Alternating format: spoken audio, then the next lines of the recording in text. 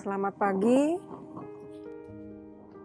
perkenalkan nama saya Marliana Cahyadi, selaku Kepala Bagian Keuangan PT Bali Ocean Magic yang bergerak di bidang usaha pariwisata waterpark di Kuta Bali dan yang selama ini dikenal sebagai Waterboom Bali.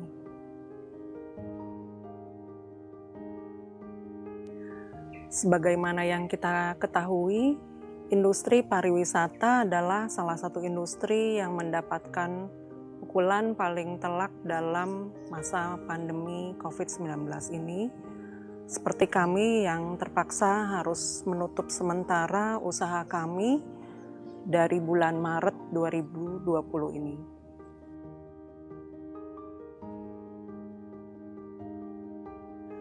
Selama masa pandemi ini, kami telah menerima insentif pajak berupa pengurangan PPh 25, di mana hal ini membantu kami meringankan beban arus kas kami, yang mana saat ini sangat berat dengan tidak adanya pendapatan dari operasional kami.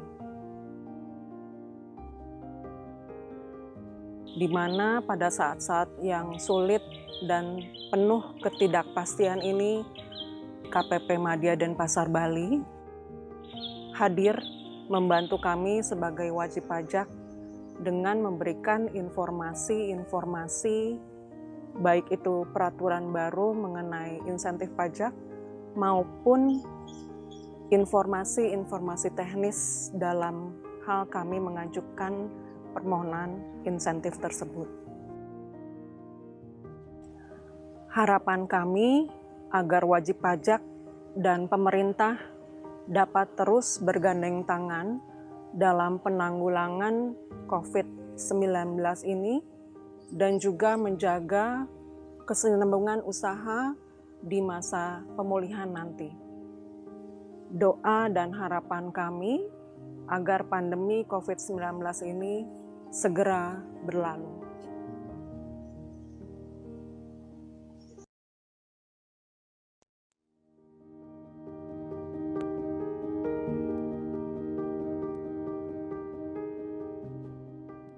Selamat pagi, perkenalkan nama saya Marliana Cahyadi, selaku Kepala Bagian Keuangan PT Bali Ocean Magic yang bergerak di bidang usaha pariwisata waterpark di Kuta Bali dan yang selama ini dikenal sebagai Waterboom Bali.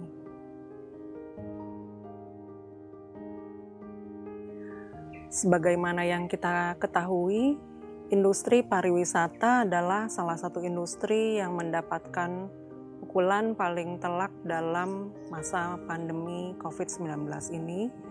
Seperti kami yang terpaksa harus menutup sementara usaha kami dari bulan Maret 2020 ini.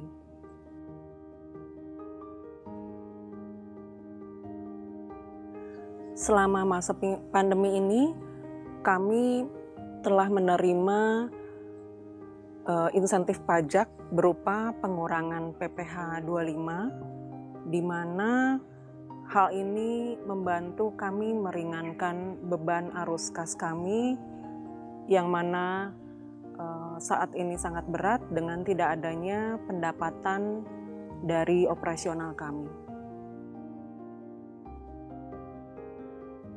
Di mana pada saat-saat yang sulit dan penuh ketidakpastian ini, KPP Madya Denpasar Bali hadir membantu kami sebagai wajib pajak dengan memberikan informasi-informasi, baik itu peraturan baru mengenai insentif pajak maupun informasi-informasi teknis dalam hal kami mengajukan permohonan insentif tersebut. Harapan kami agar wajib pajak dan pemerintah dapat terus bergandeng tangan dalam penanggulangan COVID-19 ini dan juga menjaga kesinambungan usaha di masa pemulihan nanti. doa dan harapan kami agar pandemi COVID-19 ini segera berlalu.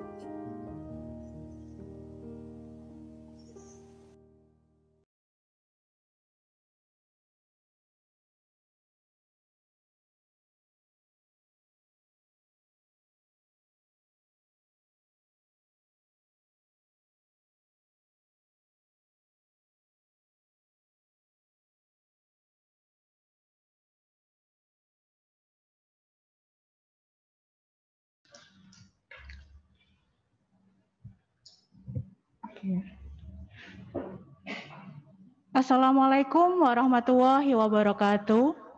Selamat pagi dan selamat datang kepada Bapak dan Ibu peserta kelas pajak online tata cara pengisian SPT tahunan orang pribadi UMKM melalui e-form. Senang sekali hari ini kita dapat bertemu secara virtual melalui Zoom meeting untuk bersama-sama belajar bagaimana cara melaporkan SPT tahunan melalui e-form. Sebelum acara dimulai, perkenalkan saya Baby Suesti dari KPP Pratama Singosari yang akan memandu jalannya acara pada pagi hari ini. Untuk kelancaran acara,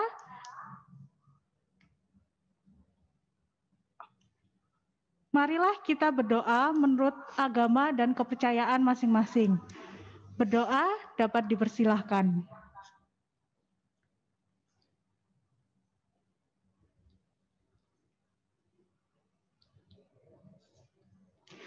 Berdoa dapat diakhiri. Izinkan saya membacakan tata tertib pada kelas pajak hari ini. Yang pertama, peserta terlebih dahulu mendaftarkan diri melalui link yang diberikan oleh panitia. Yang kedua, peserta mengikuti Zoom meeting dengan menggunakan nama asli yang sebelumnya telah didaftarkan kepada panitia. Ketiga, peserta dimohon untuk tidak mengaktifkan fitur mikrofon pada saat kegiatan berlangsung, kecuali diizinkan oleh MC atau moderator dengan menggunakan fitur raise hand. 4. Peserta wajib menyampaikan pertanyaan melalui kolom chat pada aplikasi Zoom Meeting. Untuk pertanyaan terpilih dapat disampaikan langsung kepada narasumber secara dua arah. 5. Peserta dapat memilih untuk mengaktifkan atau menonefektifkan kamera pada kegiatan berlangsung, kecuali pada sesi tanya jawab yang mengharuskan peserta untuk menyampaikan pertanyaan secara langsung, maka kamera harus diaktifkan. Baik, Bapak Ibu, di sebelah saya telah hadir narasumber kita pada pagi hari ini, yaitu Bapak Bagus Sudiono. Selamat pagi, Bapak Bagus. Pagi, Mbak. Apa kabar, Bapak Bagus? Alhamdulillah sehat. Alhamdulillah. Mbaknya sendiri? Alhamdulillah sehat. Nah, Bapak Bagus ini, Bapak Ibu adalah akun representatif di seksi ekstensifikasi dan penyuluhan KPP Pratama Singosari. Beliau mengampu wilayah 4 kecamatan, yaitu Jabung, Pujon, kemudian Karangploso, dan Dau. Tanpa berlama-lama, marilah kita sambut Bapak Bagus untuk memaparkan materi pada pagi hari ini. Kepada Bapak Bagus, kami silahkan. Oke, terima kasih Mbak Baby. Kepada tim sosialisasi KPP Pratama Singosari, peserta edukasi tata cara pengisian SPT tahunan orang pribadi UMKM melalui e-form. Assalamualaikum warahmatullahi wabarakatuh. Selamat pagi dan salam sejahtera untuk semuanya. Pertama-tama, marilah kita panjatkan puja dan puji syukur kita kehadirat Tuhan Yang Maha Esa, karena kita masih diberikan kesehatan untuk dapat berkumpul di acara ini. Baik, untuk mempersingkat waktu, mengingat juga kesibukan Bapak Ibu, kita langsung saja untuk langsung masuk ke materinya.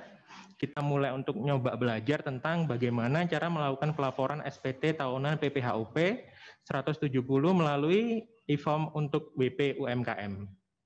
Oke, monggo Mas Yakub.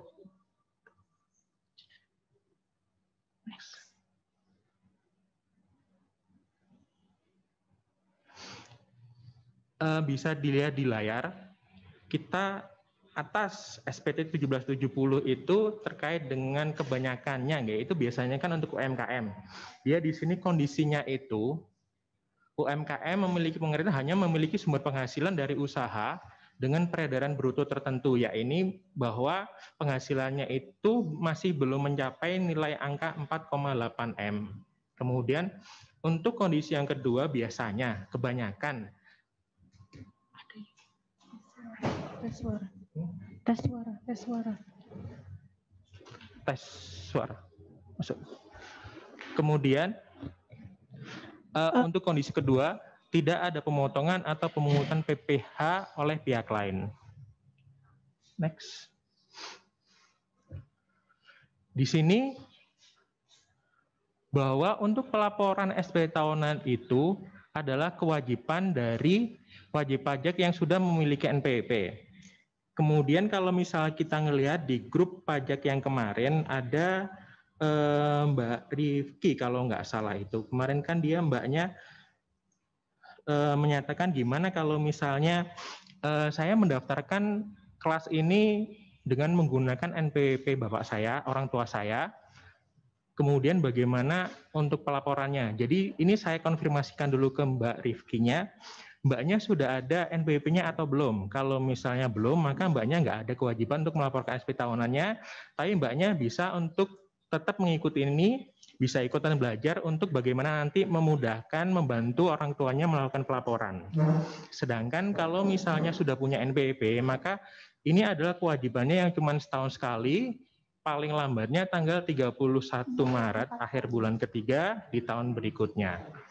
Oke, tentang kewajiban NPWP. Kemudian setelah dia memiliki NPWP, maka nanti ada yang namanya kewajiban bulanan. Kewajiban bulanan ini pengertiannya adalah yang wajib dilakukan setiap bulannya dengan pertama melakukan penghitungan omzet bulanan, di mana bisa dilakukan melalui pencatatan atau pembukuan yang namanya untuk peredaran brutonya. Jadi istilahnya itu penghasilan yang diterima secara kotor. Kemudian setelah didapatkan angkanya, berapa penghasilan brutonya itu, kemudian dikalikan tarif pajaknya sebesar 0,5%. Kemudian setelah didapatkan angkanya, bisa dilakukan untuk pembuatan kode billing. Kode billing ini nanti yang akan diperlukan oleh teller dari bank atau kantor pos atau yang lainnya ketika melakukan pembayaran. Oke, next. Nah, ini untuk yang bulanan. Jadi ketika dilakukan pembayaran bulanan setiap bulannya, maka nanti totalnya itu bisa dilakukan sebagai rekapan di pelaporan SPT tahunan. Jadi ini alurnya pertama melakukan pendaftaran NPWP dulu, kemudian melakukan pembayaran bulanan, kemudian yang ketiga dilakukan perekapan di SPT tahunannya. Oke. Dan ini contohnya untuk peredaran usaha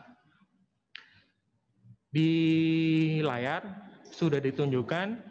Kita ada contoh yang nanti akan kita pakai sebagai dasar untuk mencoba melakukan pengisian SPT tahunan.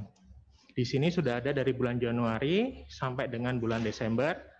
Di situ peredaran brutonya berapa, kotornya berapa, dikalikan 0,5% tarifnya, didapatkan contohnya untuk bulan Januari, dia peredaran brutonya sebesar 155.435.000 berapa, kemudian setelah dikalikan tarif pajak 0,5%, maka pajak yang dibayarkan adalah 777.177. Dalam hal kemudian ternyata anggap saja kemarin contohnya di tahun 2020 kan sudah dimulai ketika corona itu mulai dari bulan 4 sampai bulan 5 dan bulan 6 ketika ada PSBB dan kemudian jadinya tutup atau sementara benar-benar nggak ada kegiatan, maka dikarenakan peredaran usahanya brutonya 0 akan mengakibatkan tidak akan ada pajak yang dibayar. Kemudian ketika ada lagi mulai usaha di bulan 8, 9, 10 atau sampai dengan bulan 12, dia dapatnya berapa. Kita ngitungnya sesuai dengan peredaran atau kegiatan usaha yang sebenarnya saja, Pak, Bu. Kalaupun misalnya di bulan 8 sampai dengan bulan 12-nya turun karena emang benar-benar masih pengaruh karena ada corona itu, anggap aja jadinya kira-kira 20 juta berapa gitu kan. Kemudian maka setelah dikalikan tarif, dia sebulannya hanya cuma 100.000. Jadi nanti ini akan selalu berfluktuasi, naik atau turun sesuai dengan penghasilan yang didapatkan di bulan tersebut. Oke, next.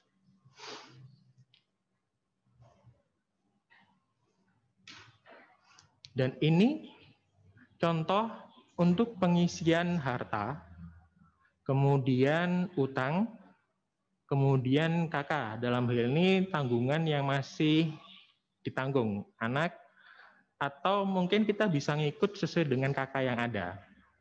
Untuk pengisian harta yang paling atas, ada tahun perolehan serta nilai perolehan.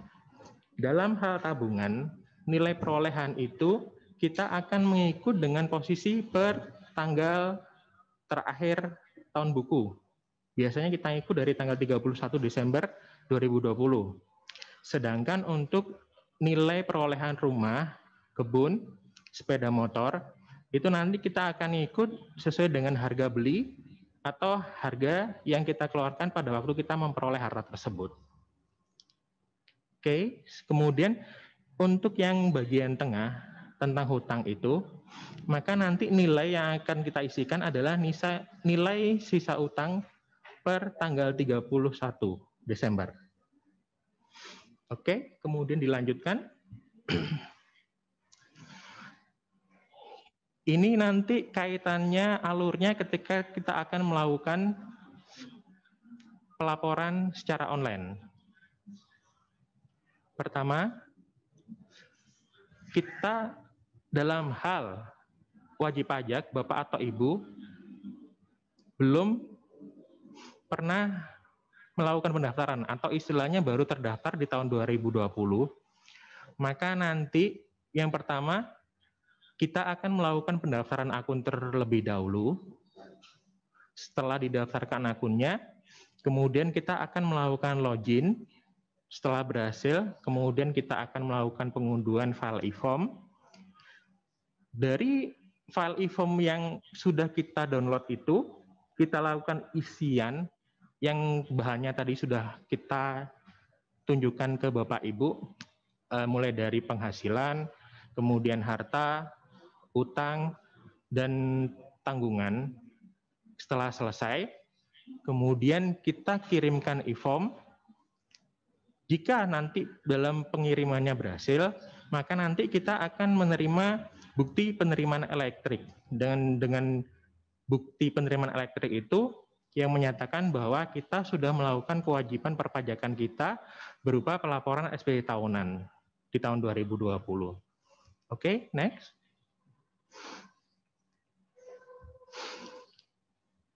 Ini adalah proses untuk melakukan pendaftaran akun di DJP Online. Pendaftarannya ini, pertama yang diperlukan adalah nomor EVIN. Nomor EVIN ini bisa diajukan ke KPP Pratama Singosari. Dalam hal ini kemarin ketika dilakukan pendaftaran, kami sudah memberikan nomor EVIN-nya ini kepada Bapak atau Ibu, sehingga untuk pendaftarannya bisa langsung dilakukan dengan masuk ke situs pajak.go.id. Monggo, next. Oke. Kalau misalnya sudah,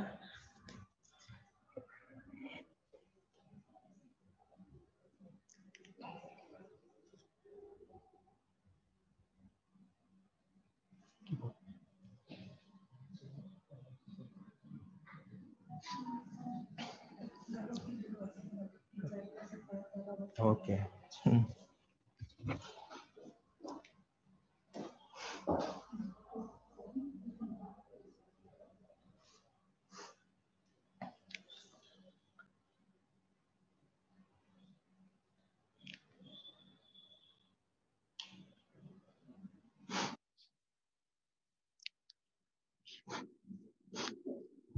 Ini tampilan yang akan muncul ketika kita masuk ke situs pajak.go.id. Nanti kita bisa nyoba lihat di bagian kanan atas, di situ ada kolom login, kita bisa melakukan kliknya. Oke. Akan muncul seperti notifikasi ini, nanti tinggal kita close saja. Nah, di sini nanti akan ada login yang muncul. Dalam hal wajib pajak baru terdaftar atau belum pernah melakukan registrasi, maka nanti kita klik yang di bagian bawah yang belum registrasi. Oke. Di sini data yang diperlukan adalah NPWP, kemudian nomor EVIN, kemudian kode keamanan 4 atau 5 huruf yang berwarna merah. Dalam hal nanti kode keamanan masih agak sulit untuk dilihat, bisa dicoba untuk dilakukan klik ulang sehingga kode keamanan berubah.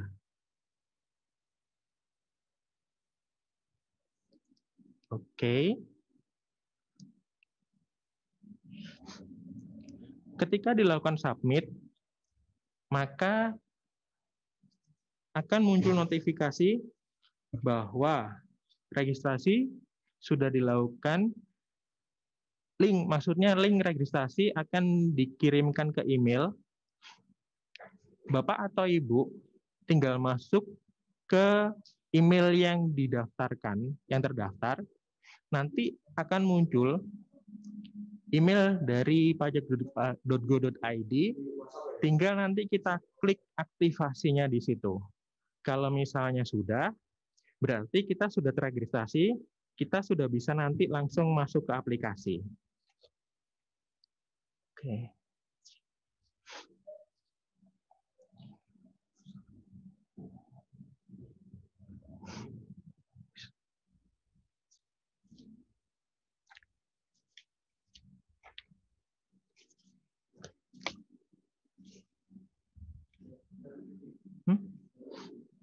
Langsung.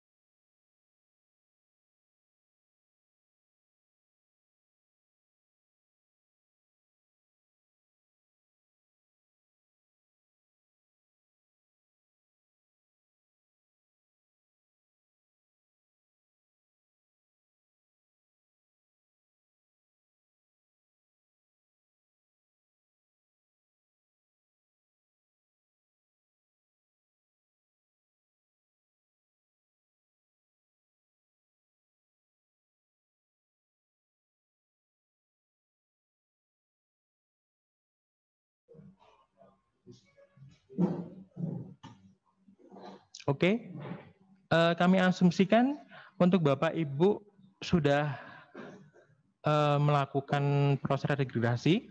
Jadi sekarang kita coba untuk melakukan pelaporan secara online. Pertama kita lakukan masuk ke aplikasi DJP online-nya.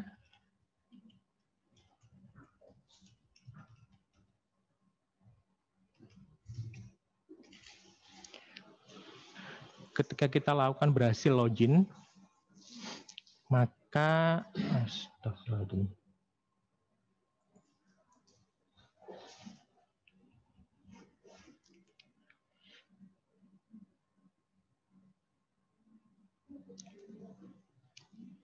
Ini tampilan awal. Sebentar, coba ini datanya masih belum, kita refresh.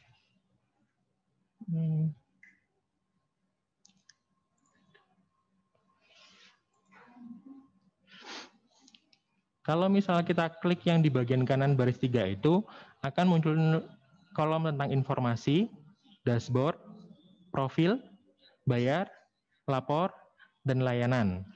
Kita coba dulu untuk kalau misalnya akan melakukan pembayaran, kita klik di bagian bayar, kemudian kita coba untuk klik billingnya.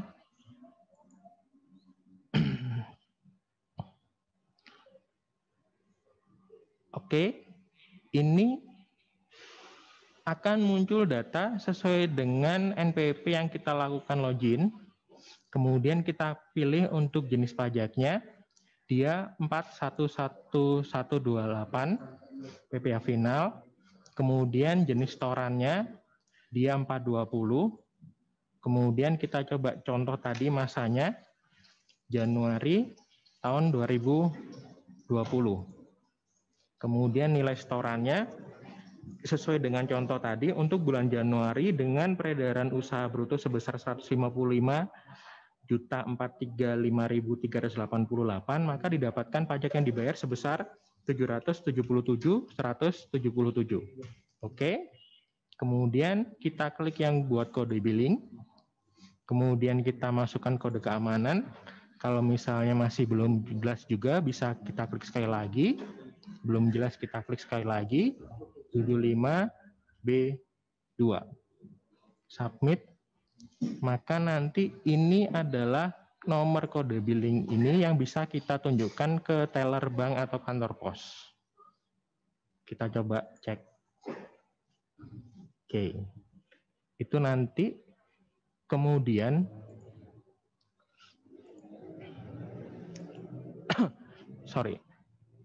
kita kembali ke halaman DJP online.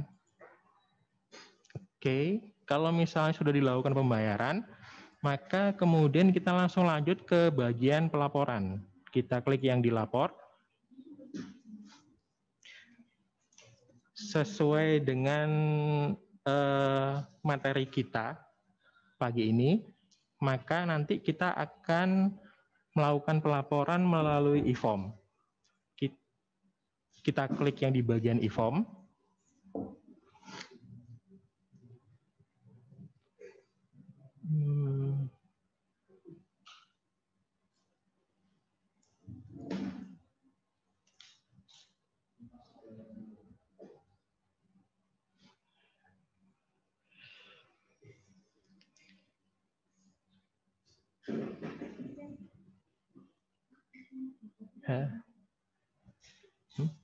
Proses nggak usah.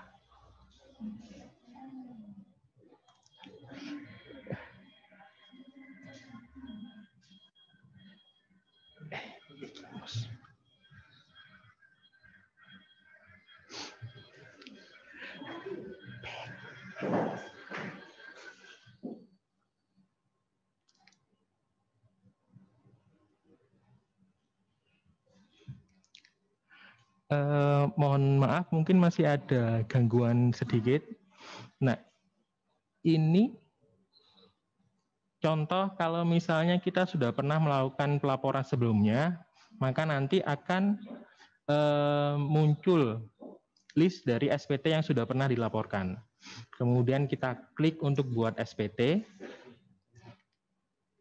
Nanti di sini kita akan memilih apakah Anda menjalankan usaha atau pekerjaan bebas. Ya, karena UMKM itu dia melakukan usaha atau pekerjaan bebas. Satu, kemudian nanti dia akan muncul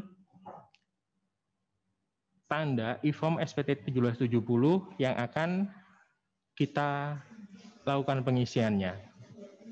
Kalau misalnya sudah, nah ini untuk jadi catatan untuk Bapak Ibu yang belum pernah melakukan pelaporan sama sekali, belum pernah di komputer atau di laptopnya membuka file e-form, maka nanti dilakukan download viewer terlebih dahulu.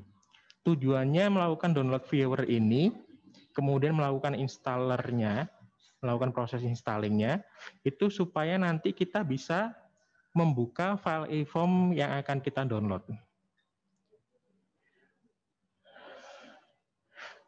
Dalam hal ini karena PC di sini sudah pernah melakukan, maka saya tidak memberikan contoh melakukan download viewernya. Nanti Bapak Ibu bisa melihat di bagian bawah untuk tata cara instalasi viewernya. Oke, kemudian kalau misalnya sudah, kita melakukan pengisian tahun pajak yang akan dilaporkan tahun 2020, kemudian status SPT-nya akan normal karena belum pernah dilakukan pelaporan. Kalau misalnya sudah, kita klik kirim permintaan. 1. Di sini akan muncul notifikasi karena saya sebelumnya sudah pernah melakukan pelaporan. Jadi kalau untuk yang sudah pernah melakukan pelaporan sebelumnya, kita isikan tahunnya, baru kemudian kita masukkan pembetulan yang pertama, kemudian kirim ke permintaan. Oke. 1, kita tunggu sampai dengan file e-form-nya.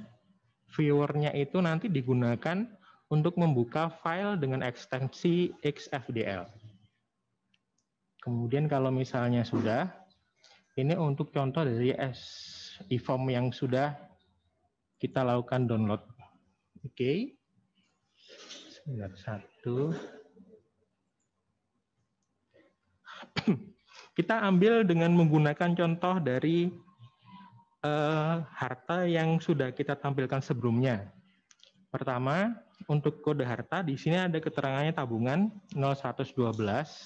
Dia kode hartanya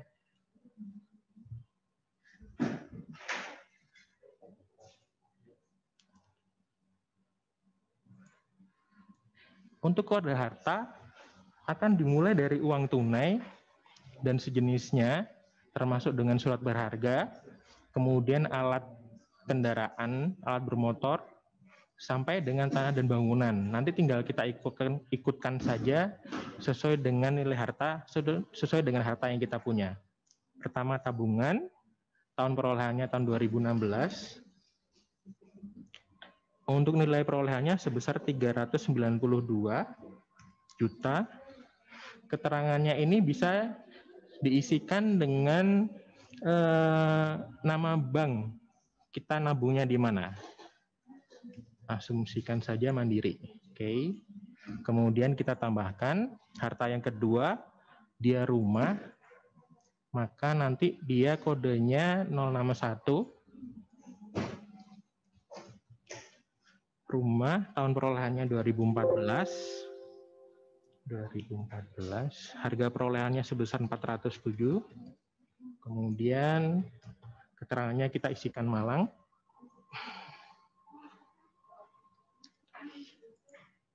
Yang ketiga, dia kebun. Kebun ini kita masukkan untuk kodenya 063, tanah atau lahan untuk usaha. 2015, 110.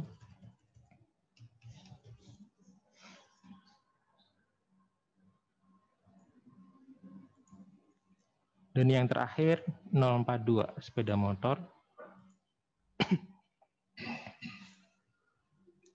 Sepeda.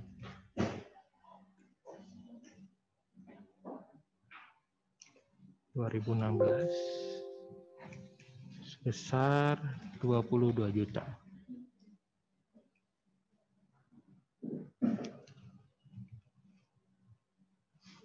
Oke, kalau misalnya sudah tidak ada lagi yang dimasukkan, kemudian kita lanjut untuk ke bagian B, yaitu tentang kewajiban utang pada akhir tahun.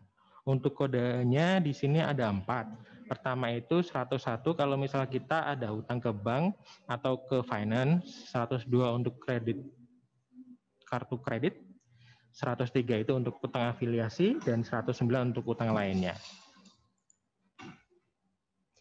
Di sini kita coba kan untuk BRI Malang, tahun peminjamannya 2015, 150. Untuk jumlah nilai rupiahnya adalah nilai posisi per tanggal 31 Desember, atau kalau misalnya Bapak masih belum bisa dapat data sampai dengan belakang koma, bisa dilakukan perkiraan rata-rata saja. Oke, kemudian kita lanjut untuk ke bagian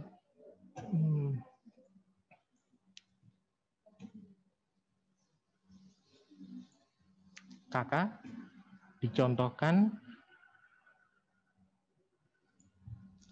di sini kebetulan nggak ada namanya.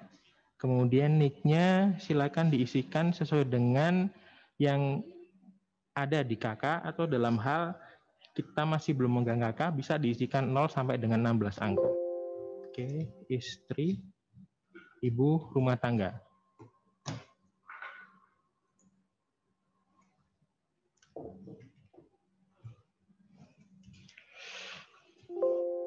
Anak, pelajar, atau kalau misalnya dia statusnya masih balita, tinggal ditulis saja balita. Kemudian untuk lampiran 4-nya ini hanya mengandung data harta, utang, dan KK. Kemudian kita lanjut ke halaman berikutnya.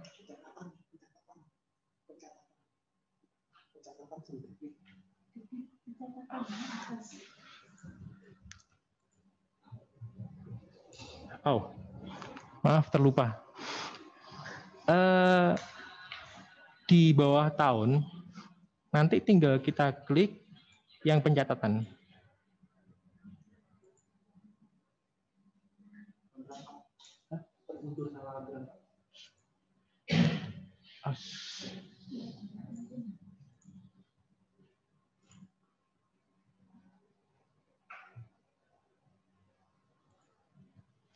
Oke, kemudian kalau misalnya sudah, kita lanjut ke lampiran berikutnya, yang di lampiran 1773. Di sini nanti kita akan menginput data penghasilan bruto, termasuk juga pajak yang sudah dilakukan pembayarannya. Untuk lampiran 3, dia ada 2 bagian. Pertama,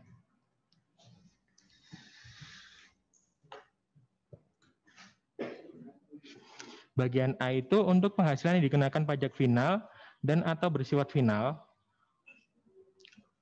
Kemudian bagian B, penghasilan yang tidak termasuk objek pajak. Ini atas contoh yang sudah dilakukan, kita nanti akan mengisikan di bagian A yang di nomor 16, penghasilan lain yang dikenakan pajak final dan atau bersifat final. Tinggal kita klik yang untuk PP 4623-nya, kita masuk. Nah, ini nanti kita isikan sesuai dengan data contoh yang ada. Oke. Januari 15 sudah. Kemudian kita masukkan ke bagian B untuk masa Februari 91482 598.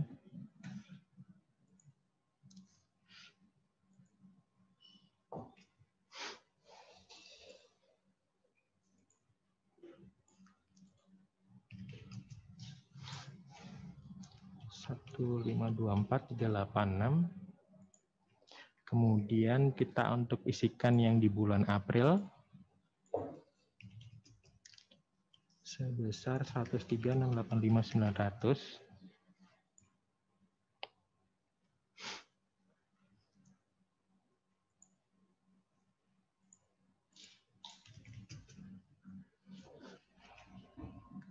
Mei sebesar 99557.370. Nanti ini untuk setiap halamannya sementara hanya menampilkan 5 row. 1 bulan 6 alamat.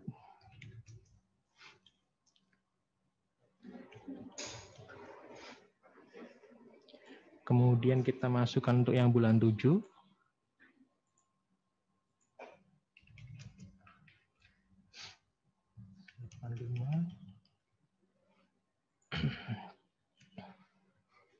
Kemudian kita masukkan yang bulan Agustus.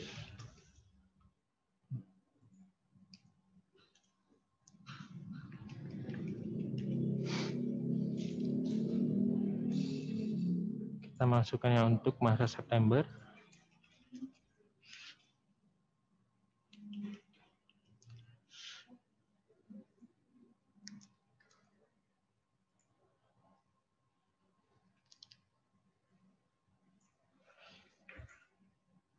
Masa Oktober. Oh.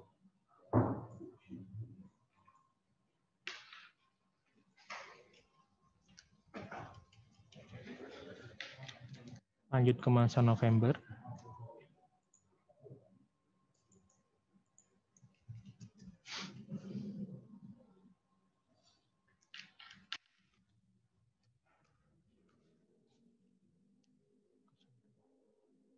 Ini yang terakhir masa Desember.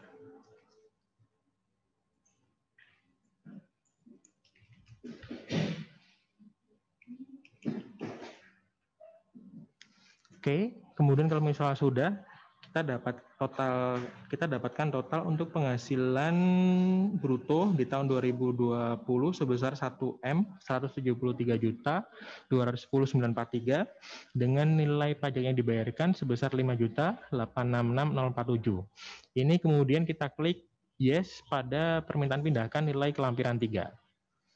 Kemudian kita klik ke halaman berikutnya.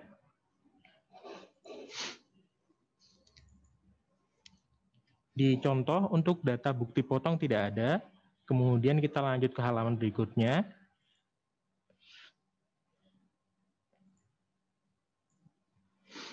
Oke.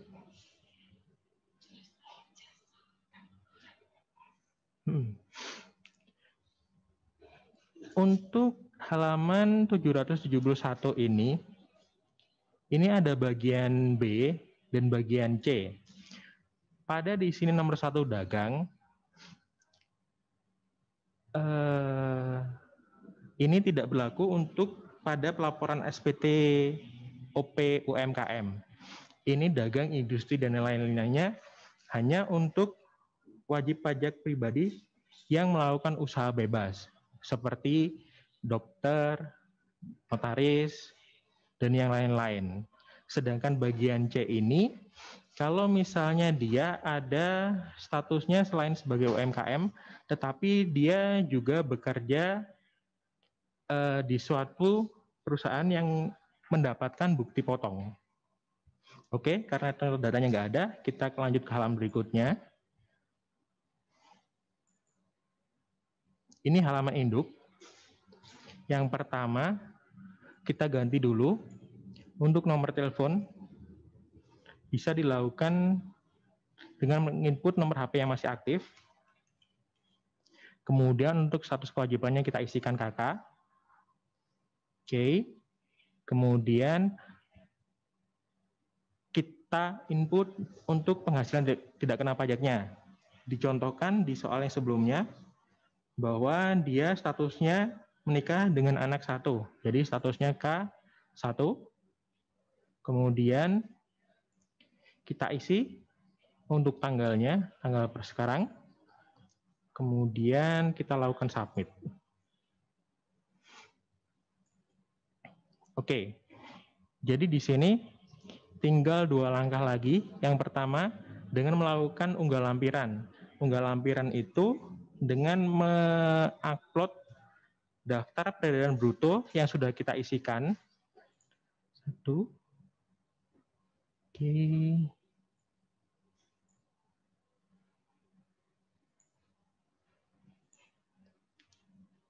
Oke. Kemudian dengan memasukkan kode verifikasi. Kode verifikasi ini dapatnya dengan kita kembali masuk ke DJP online. 1. Kita lakukan back. Yang dari sini jenis tahun pajaknya yang kita kirimkan tahun 2020. Dan ini karena contohnya di saya klik untuk pembetulan ke 1.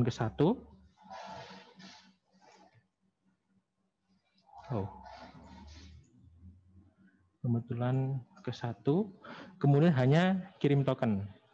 Kita klik permintaan.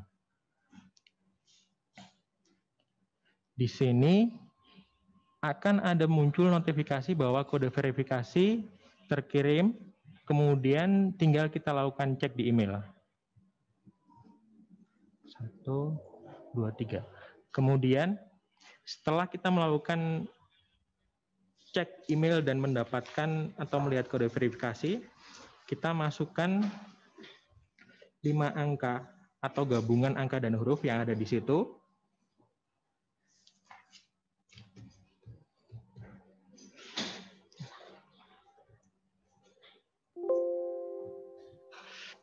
Dan kemudian kita lakukan submit.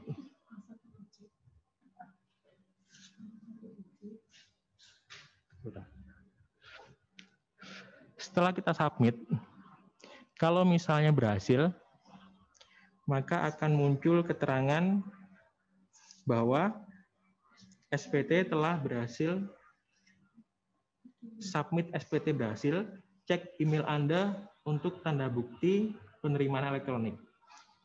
Kemudian Bapak atau Ibu bisa melakukan cek email sekali lagi untuk melihat bukti penerimaan elektroniknya. Demikian untuk pelaporan SPT tahunan OP 1770 melalui e-form untuk wajib pajak UMKM.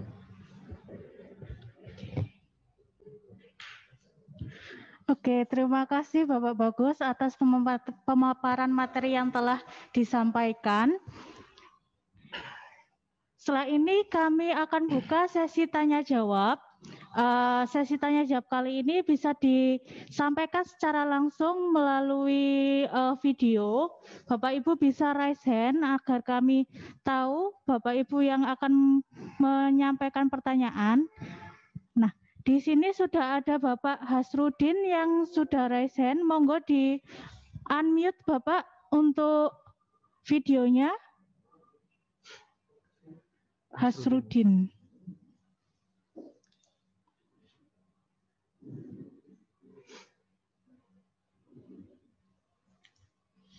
Monggo Bapak Hasrudin untuk unmute videonya. Oke, assalamualaikum warahmatullahi wabarakatuh. Mohon maaf sebelumnya di sini nama saya tertulis Hasrudin. Perkenalkan nama saya David Nasrun.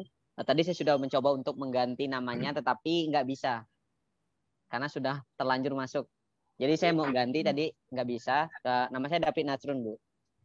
Oke. Silakan Bapak David Nasrun untuk menyampaikan pertanyaan kepada Bapak Bagus.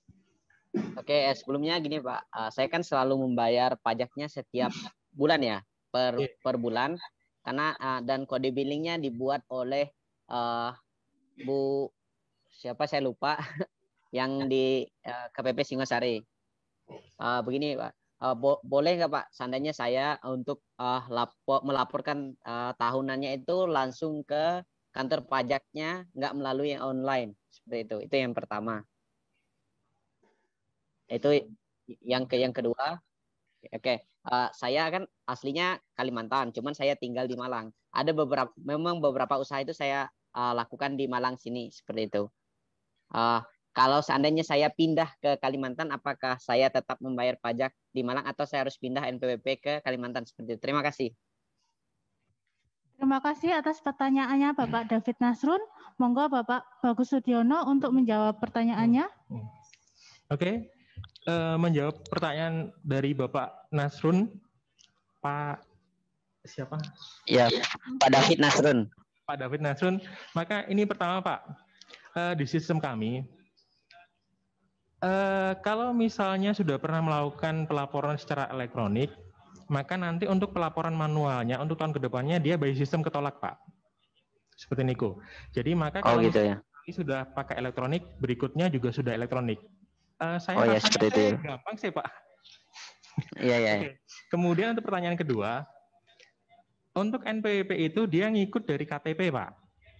Kalau misalnya siap. Nanti jenengan pindah, bisa diajukan pemindahan sesuai dengan KTP yang terbaru. Cuman nanti ada kemungkinan gini, Bapak kalaupun misalnya pindah ke Kalimantan, kemudian usahanya di Malang masih ada, maka nanti dari kantor pajak itu ada punya kewenangan atau hak untuk tetap mencabangkan usahanya Pak Nasrudin. Seperti ini itu, Pak. Bukan Hasrudin, Pak David Nasrun. Mohon maaf. Pak David, ngapunten, Pak David. Okay. Untuk pertanyaan, jawabannya sudah jelas atau masih ada yang ditanyakan, Pak? Ya udah jelas. Boleh tanya lagi nggak, Pak? Monggo. Oke, kan di sini setiap bulannya saya kayak dibuat per rata-rata Pak. Di sini kan dipukul rata penghasilan saya per bulan itu 10 juta. Karena kan kadang ada 9 juta lebih, kadang di atas 10 juta. Jadi saya sudah konsultasi sama pihak KPP-nya boleh dibuat rata-rata aja sekitar seperti itu. Jadi saya setiap bulan membayar 50.000 untuk pajak saya seperti itu Pak. Karena bidang usaha saya itu seperti konveksi, join konveksi, terus pengiriman barang dan lain-lain seperti itu Pak. Kalau kita menyarankannya dan catering. gini, Pak. Sebenarnya kita menyarankan kepada WP biasanya sesuai dengan aturan. Kalau untuk penghitungannya tarif dikalikan dengan peredaran bruto. Nah, ya, peredaran betul, bruto Pak. Itu berapa? Kita sementara masih dari pihak pajak belum ada datanya Pak, maka kita kembalikan ke wajib pajaknya. Cuman kalau misalnya jenengan dirata-ratakan flat, takutnya jadi pertanyaan. Soalnya kalau misalnya kita usaha, omset itu kan naik turun Pak. Ya. Asal kita tidak ada data, kemungkinan kita nggak nanyain. Tapi kalau misalnya ada data gitu no Pak. Jadi kita menyarankan kembali kepada wajib pajaknya untuk pembayarannya, monggo dilakukan sesuai dengan omset yang jenengan terima saja, sesuai dengan kenyataan. Oh iya Pak. Oke. Oh gini Pak, memang oke. Saya jawab sedikit ya Pak ya. Monggo. Oke, mungkin untuk di tahun ini ya Pak. Saya kan baru buat NPWP itu di bulan Juli apa Mei ya, nanti saya cek lagi. Mungkin sekitar itu lah Pak. Bulan itu mungkin karena yang mungkin yang tahun 2020-nya saya kan sudah terlanjur bayar segitu terus Pak. Oke. Nah, udah terlanjur bayar, mungkin di 2021 ini mungkin saya bisa benar-benar ngikut yang itu ya Pak. Mungkin kan kayak sekarang pandemi kan ada beberapa hal yang kayak turun, misalnya kayak catering mahasiswa kan sekarang hampir nggak jalan karena nggak ada kegiatan. Paling kayak konveksi sama pengiriman barang yang itu yang masih jalan seperti itu Pak. Oke, monggo. Nanti kedepannya dirutinkan Pak nggih? Oh nggih Pak, siap. Oke, mungkin sebelumnya mohon maaf karena tapi sebelum saya melakukan itu saya sudah konsultasi dulu ke pihak KPP-nya dan dibolehkan, makanya saya melakukan hal itu. Oke Pak.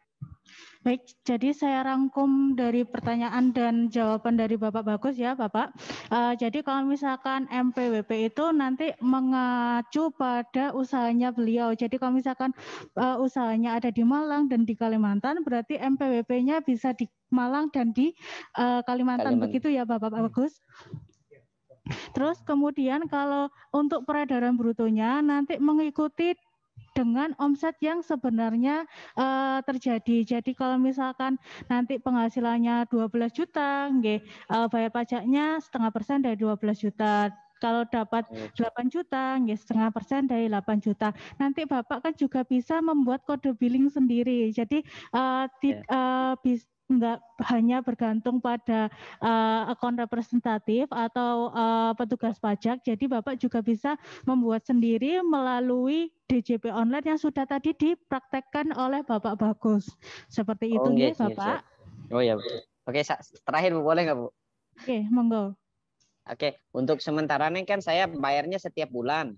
Apakah untuk kedepannya saya bisa bayarnya per tahun gitu Pak, biar lebih? Secara aturannya per bulan Pak. Jadi kalau misalnya siap, untuk yang final niku paling lambatnya tanggal 15 bulan berikutnya nggih. Seperti niku. Siap. Nggih. Terima kasih Bapak David Nasrun. Ya, sama-sama Bu. Selanjutnya kami bacakan pertanyaan melalui kolom chat. Pertanyaan dari Bapak Gradi, pendapatan bruto itu omset ya Bapak ya?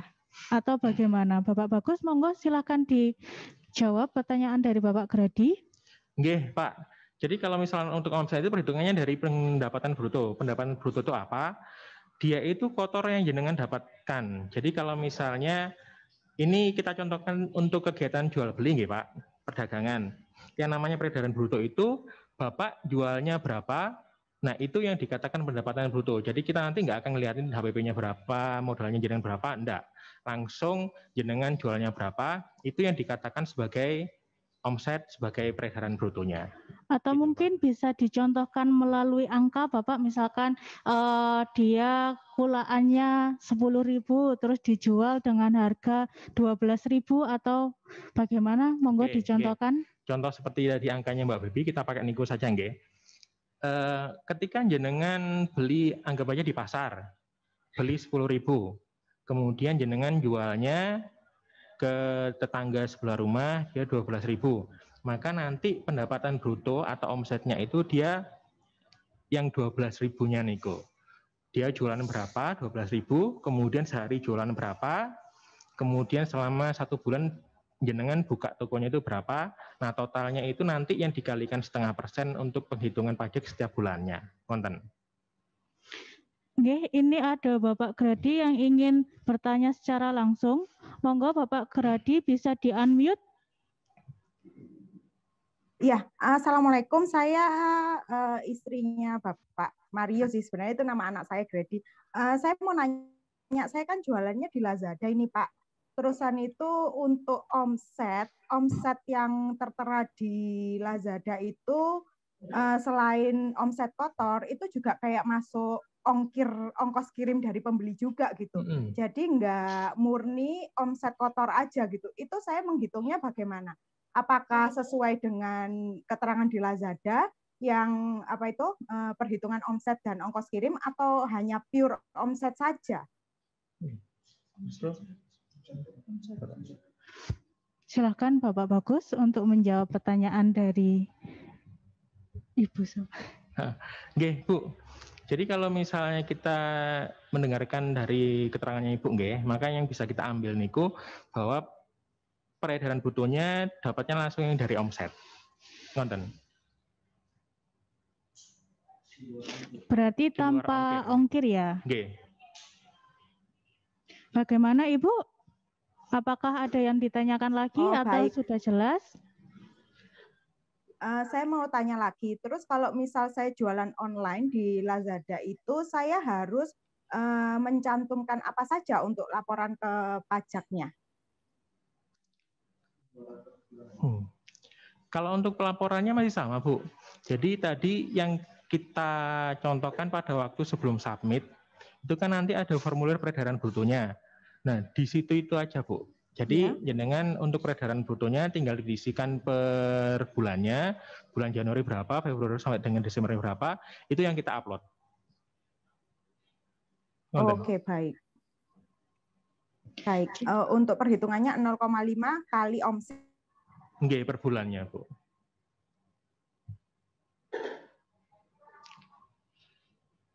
Nggih, terima kasih Bu atas pertanyaannya.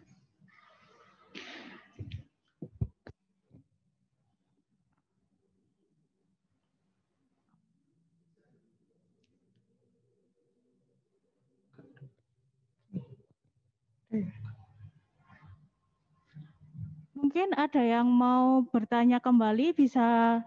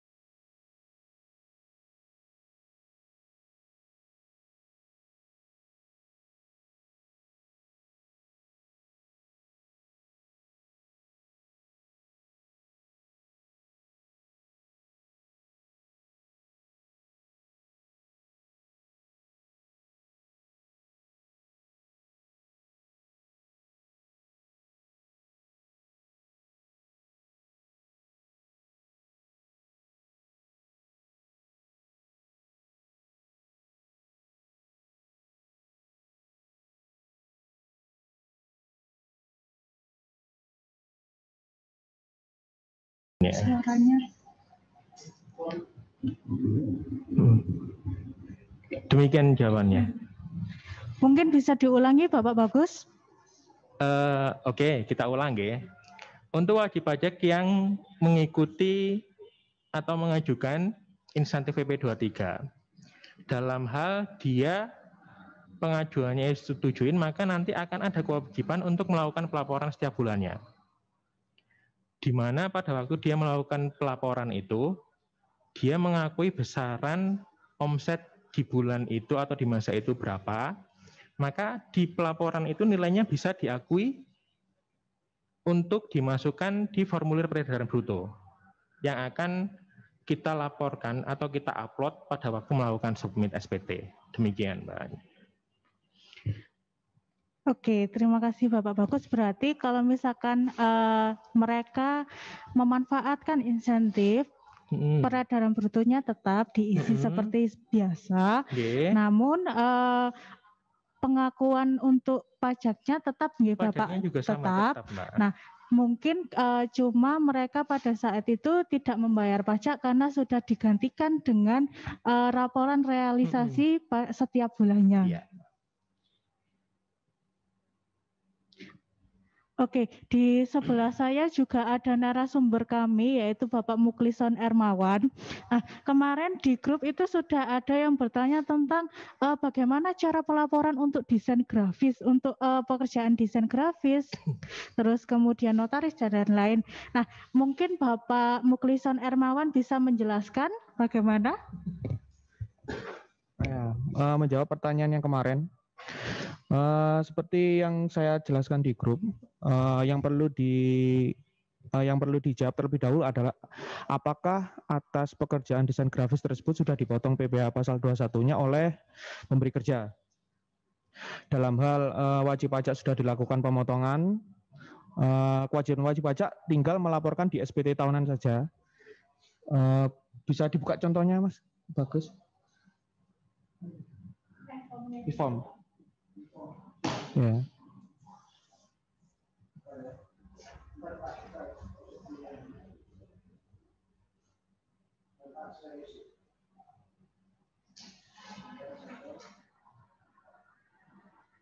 Sebentar nggih, saya berikan langsung contohnya.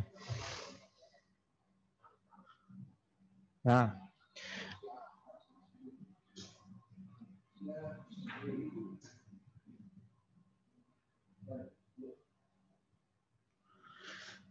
ini adalah contoh formulir SPT tahunannya. Jika pada saat wajib pajak menerima pembayaran atas penyelesaian proyek dari perusahaan menerima pembayaran dan sudah dipotong PPh pasal 21-nya, nanti akan direkam di SPT tahunan di bagian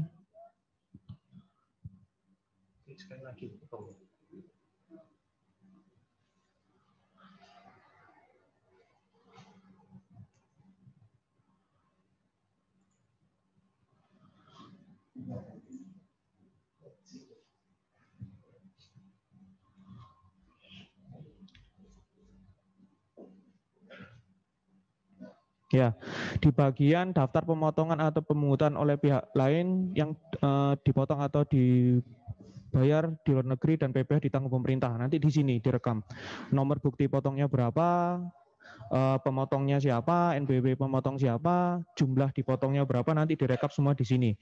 Dalam hal wajib pajak menerima lebih dari satu bukti potong, nanti semuanya direkap di sini. Jumlah pemotongannya berapa selama 1 tahun dari Januari sampai dengan Desember 2020. Selanjutnya setelah merekam bukti potong, atas penghasilannya akan dihitung ulang.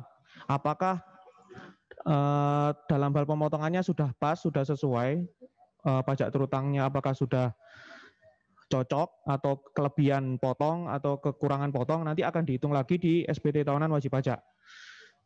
Jadi nanti untuk penghasilan dari desain grafisnya, jasanya nanti bisa dimasukkan di usaha lainnya, masuk di peredaran usaha sini. Tanpa normal. Nah, jadi nanti penghasilannya masuk selama 1 tahun direkap, dimasukkan di peredaran usaha di sini. Nanti otomatis di sini akan masuk ke induk SPT tahunan yang akan dihitung lagi pajaknya. Jadi ini saya berikan contoh, misalnya peradaan usaha 100 juta.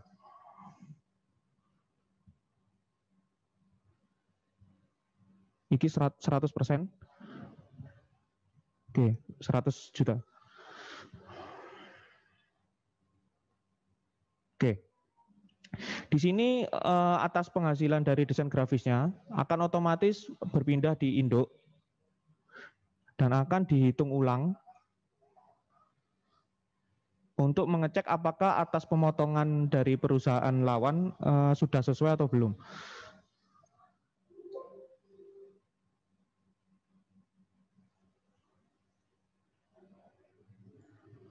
Nah, jadi di sini penghasilan dari lampiran 2 tadi 100 juta dengan nanti PTKP-nya menyesuaikan wajib pajaknya apakah sudah menikah dengan memiliki tanggungan atau tidak atau mungkin malah belum menikah dengan tanggungan atau tidak.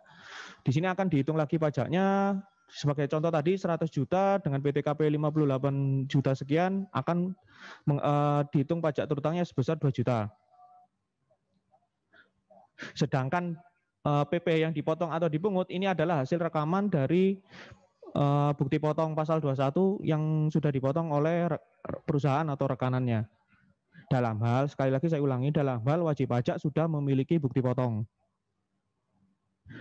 Ya, jadi kalau misalnya dalam kasus wajib pajak adalah freelance dan tidak memiliki bukti potong atau kliennya adalah klien pihak ketiga, jadi tidak melalui perusahaan, jadi otomatis tidak memiliki bukti potong.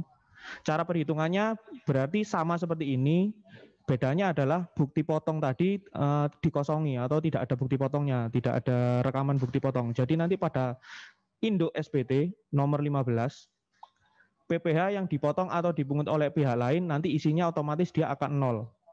Jadi akan ada pajak terutang sebesar 2.075 dengan status kurang bayar. Nah, ini nanti adalah pajak hasil perhitungan yang harus disetorkan kekurangan pajaknya. Jadi seperti itu.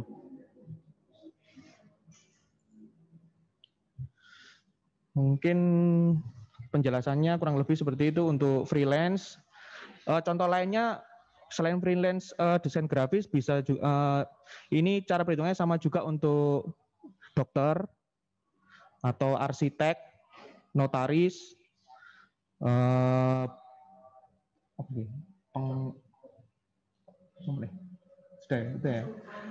konsultan, ya konsultan juga termasuk. Jadi semua tenaga ahli mungkin kurang lebih cara perhitungannya nanti seperti itu. Direkam bukti potongnya, kalau misalnya dipotong, kalau tidak berarti untuk bukti potongnya diisi 0, terus dari hasil jasanya direkap selama 1 tahun, dimasukkan di lampiran 2. Nanti dia akan otomatis menghitung di induknya, kalau sudah pas perhitungan pemotongannya, berarti nanti status SPT-nya akan nihil. Kalau misalnya kelebihan, berarti status SPT-nya akan terjadi lebih bayar. Dan kalau sebaliknya ada kekurangan pemotongan, berarti nanti status SPT-nya akan terjadi kurang bayar. Kurang lebih seperti itu.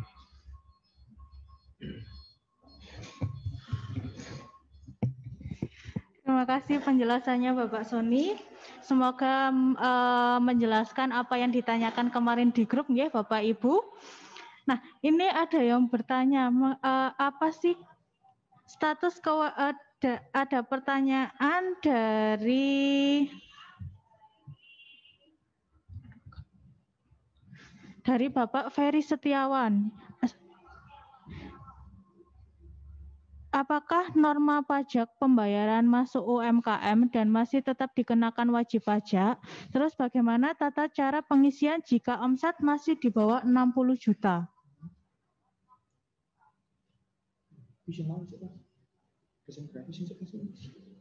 Di bawah, enggak maksudnya jelas berapapun.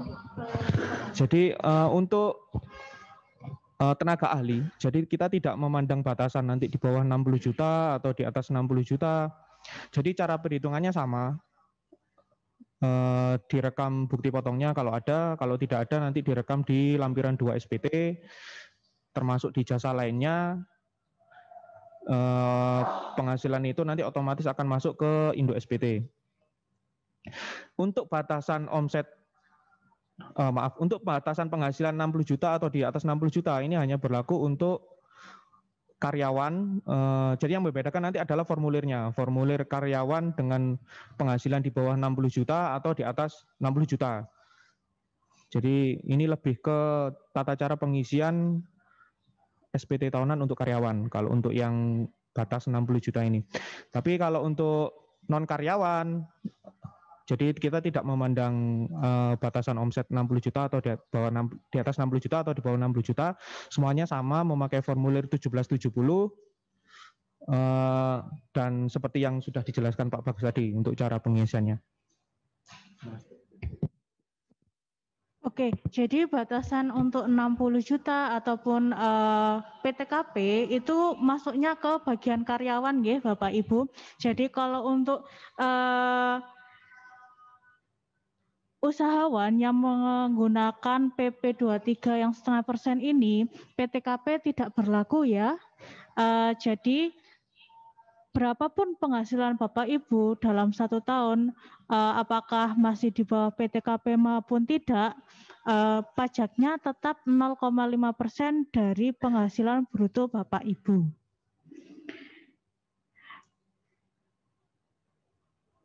Kemudian ada pertanyaan lagi dari Bapak Sunaryo Chandra.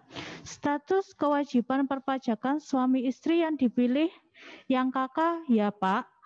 Lalu untuk pengisian penghasilan tidak kena pajak diisi TK, K atau KI. Nah, mungkin bisa dijelaskan apa itu KK, apa itu MT, HB dan PH yang tadi tertera pada lampiran induk, kemudian TK, K dan K. Mungkin bisa dijelaskan oleh Bapak Bagus. Oke. Menjawab pertanyaan dari Pak Sunaryo Chandra. Kita akan mencoba untuk menjelaskan tentang paling atas.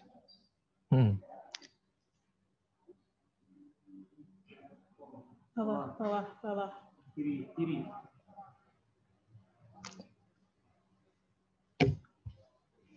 Naik.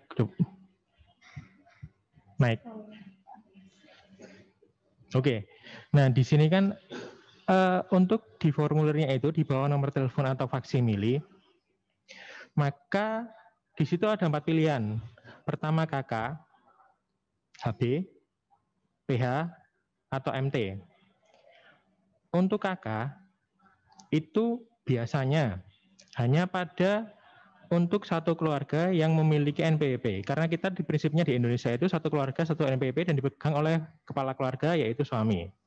Dalam hal kemudian ada istri, dia yang menyatakan untuk melakukan pisah harta atau menjalankan kewajiban perpajakan terpisah, itu nanti bisa memilih yang di HB, PH atau MT, tetapi dia itu pisah harta kan biasanya ada ini Pak, Bu, ada keputusan dari pengadilan. Ada perjanjian pemisahan harta. Jadi kalau misalnya di kita rata-rata biasanya langsung dimasukkan di kakak kemauan. Oke, untuk gampang-gampangannya seperti ini, Ko. Kemudian untuk status dari TK, K, atau itu nanti tinggal kita ngeliatnya saja. TK statusnya kalau misalnya istilahnya belum berkeluarga, kita isikan TK. Oke, kemudian K atau K itu kalau misalnya dia sudah berkeluarga, kemudian tinggal ditambahkan dengan jumlah tanggungannya sesuai dengan berapa. Kalau diperpajakan, dia maksimal yang diakui itu 3, kemudian diikutkan juga bahwa ada batasan yang dianggap sebagai tanggungan dalam hal anak masih berusia 18, atau kalaupun misalnya dia sudah bekerja maka sudah tidak dianggap lagi sebagai tanggungan, atau kalau misalnya sudah berumah tangga juga. Demikian Pak. Oke, jadi saya rangkum kembali. Jadi KK, MT, HB, dan PH itu ada beberapa perlakuannya. Kalau untuk HB itu adalah untuk wanita kawin yang hidup berpisah yang dibuktikan dengan ada surat dari pengadilan. Kemudian PH itu ada perjanjian pisah harta sebelum menikah. Kemudian untuk pengisian TK, K, dan KI itu mengacu pada tanggungannya dan status menikah atau belum menikah. TK untuk belum menikah, K untuk sudah menikah. Namun untuk wajib pajak wanita yang belum menikah maupun yang sudah menikah tapi punya MPWP sendiri itu bagaimana Pak ya? Apakah masih TK atau memilih K? Kalau misalnya di aturannya sendiri bahwa dinyatakan kalau misalnya untuk perempuan, walaupun dia sudah berumah tangga, tapi dia akan dianggap TK. Kenapa?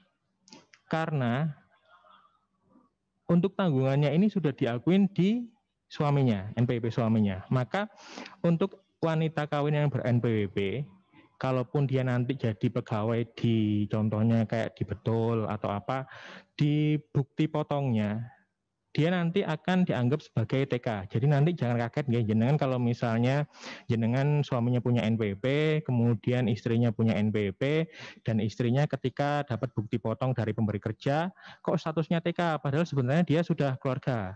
Secara aturannya seperti itu, karena tanggungannya sudah diakui oleh suami, seperti itu. Oke, terima kasih Bapak Bagus. Tadi sebelum kita melakukan submit untuk form-nya tadi kan ada file yang diunggah ya Bapak ya. Nah, file yang diunggah itu apakah boleh dalam bentuk gambar atau boleh dalam bentuk dokumen Word atau Excel saja atau bagaimana Bapak? Coba kita buka lampirannya di e-form. Kita coba ceknya nggih, nanti biar jenengan lebih jelas. Oke, yang di bagian submit, Mas. Sebentar, di sini kan karena ada merah-merah, jadi nanti ini kita putihkan, kita klik saja, terserah, yang penting putih. 1, kemudian tanggalnya kita pilih tanggal sekarang, kemudian klik yang di submit.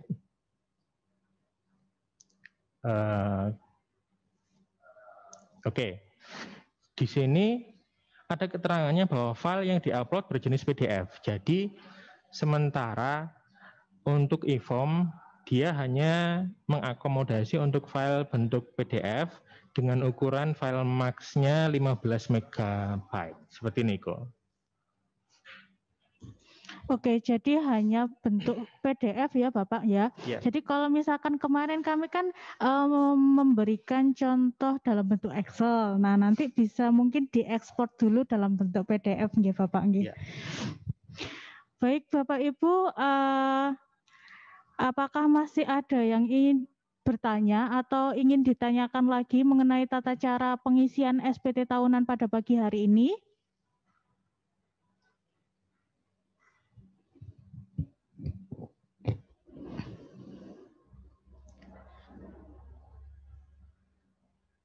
Sepertinya sudah tidak ada lagi.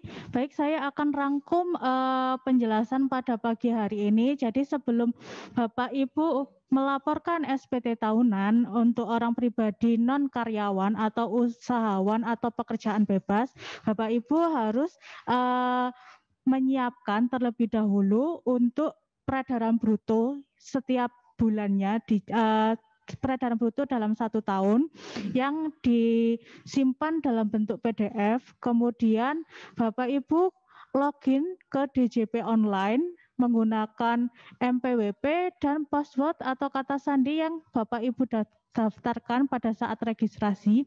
Apabila Bapak Ibu lupa kata sandi atau passwordnya, Bapak Ibu bisa klik lupa kata sandi menggunakan e-file yang telah kami bagikan kemarin sebelum acara pada pagi hari ini. Kemudian Bapak Ibu install viewer terlebih dahulu untuk membaca atau membuka form yang akan didownload pada saat pada saat akan melaporkan SPT tahunan, kemudian download SPT tahunan atau e-form dari DJP online, kemudian diisi sesuai dengan tata cara yang tadi telah dijelaskan oleh Bapak Bagus, kemudian melampirkan PDF yang telah disiapkan dan kode verifikasi yang telah dikirimkan melalui email. Kemudian bukti pelaporan SPT tahunan akan dikirimkan melalui email dan Bapak Ibu juga bisa mengecek bukti pelaporan SPT tahunan melalui akun DJP online-nya Bapak Ibu di bagian dashboard. Nah, nanti biasanya akan terlihat tahun mana saja yang sudah terlapor SPT tahunannya. Seperti itu Bapak Ibu.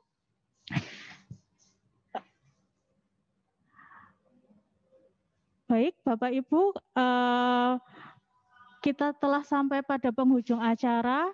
Kita pada pagi hari ini telah belajar bagaimana cara melaporkan SPT tahunan melalui e-form yang bisa diakses oleh Bapak Ibu, bisa diakses oleh Bapak Ibu di mana saja, kapan saja, secara online tanpa harus ke kantor pajak. Namun apabila Bapak Ibu masih kesulitan dalam melaporkan SPT tahunan, Bapak Ibu juga bisa menghubungi akun representatifnya Bapak Ibu melalui Linktree Pajak Singosari, atau Bapak Ibu bisa follow akun media sosial kami @pajaksingosari di Instagram, Facebook maupun Twitter. Akan ada banyak informasi yang disampaikan melalui akun media sosial di sana. Nah, ada kurang lebihnya kami mohon maaf untuk acara pada pagi hari ini. Terima kasih atas antusias dan semangatnya Bapak Ibu pada pagi hari ini. Kami ingatkan kembali, karena pandemi masih belum berakhir, untuk selalu menerapkan 3M, yaitu memakai masker, menjaga jarak, dan mencuci tangan menggunakan sabun. Akhir kata, saya Baby Suesti beserta narasumber pada pagi hari ini, yaitu Bapak Bagus dan Bapak Mukhlison Ermawan, pamit undur diri. Wassalamualaikum warahmatullahi wabarakatuh. Ingat, lapor pajak hari ini lebih awal, lebih nyaman, di mana saja, kapan saja bisa menggunakan DJP online.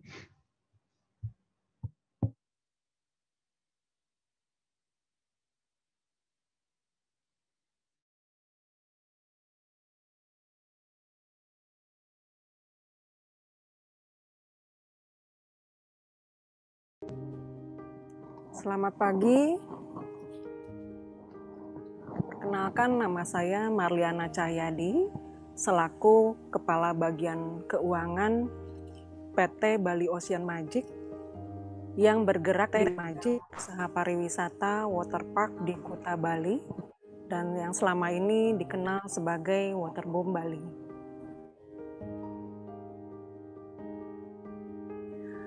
Sebagaimana yang kita ketahui, industri pariwisata adalah salah satu industri yang mendapatkan pukulan paling telak dalam masa pandemi COVID-19 ini. Seperti kami yang terpaksa harus menutup sementara usaha kami dari bulan Maret 2020 ini.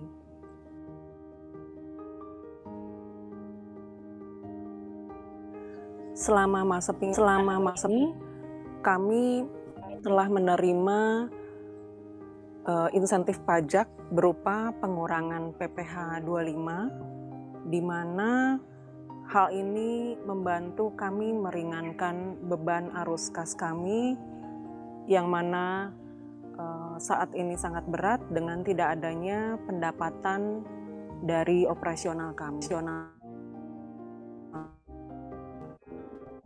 Di mana pada saat-saat yang sulit dan penuh ketidakpastian ini, KPP Madya dan Pasar Bali hadir membantu kami sebagai wajib pajak dengan memberikan informasi-informasi, baik itu peraturan baru mengenai insentif pajak maupun informasi-informasi teknis dalam hal kami mengajukan permohonan insentif tersebut.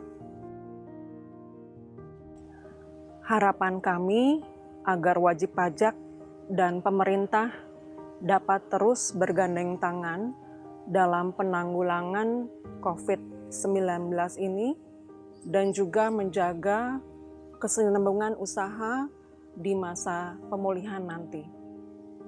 Doa dan harapan kami agar pandemi COVID-19 ini segera berlalu. Pembatasan sosial berskala besar atau PSBB yang dilakukan serentak di banyak wilayah di Indonesia untuk memutus rantai penyebaran virus COVID-19 pada periode April 2020 lalu membuat aktivitas ekonomi terganggu. Beberapa usaha bahkan terhenti, tidak bisa beroperasi. Pemutusan hubungan kerja menjadi pilihan untuk menyelamatkan usaha. Akibatnya, pendapatan rumah tangga menurun, begitu juga daya beli masyarakat. Mereka enggan mengeluarkan uang dan lebih memilih menyimpannya. UMKM pun terancam gulung tikar karena barangnya tidak ada yang membeli. Namun, bangsa kita memiliki rahasia, kekuatan yang dapat membangkitkan kita dari kondisi ini. Rahasianya adalah budaya gotong royong yang telah mengakar sejak lama. Saling tolong-menolong membantu sesama. Tanpa ada yang menyuruh, masyarakat dengan kesadaran tinggi mengumpulkan dana untuk membantu tenaga medis dan masyarakat yang membutuhkan. Ini membuat UMKM dapat menjual barang yang dimilikinya dan daya beli masyarakat bisa semakin membaik. Para pelaku UMKM juga dipaksa berubah. Mereka mulai berjualan memanfaatkan media sosial untuk memasarkan produknya. Hal ini memudahkan para donatur dan pembeli berbelanja barang dari mereka. Hasilnya, roda ekonomi masyarakat dapat kembali bergerak dan berputar. Tentu saja pemerintah tidak tinggal diam untuk menyelamatkan UMKM. Salah satunya dengan memberikan insentif perpajakan kepada UMKM sebesar 2,4 triliun rupiah. Dengan insentif ini, pelaku usaha dengan omset tidak lebih dari 4,8 miliar rupiah setahun tidak perlu membayar PPh final selama 6 bulan, mulai April hingga September 2020. Harapannya, para pelaku UMKM ini mampu bertahan dan bangkit menjalankan usahanya di tengah pandemi.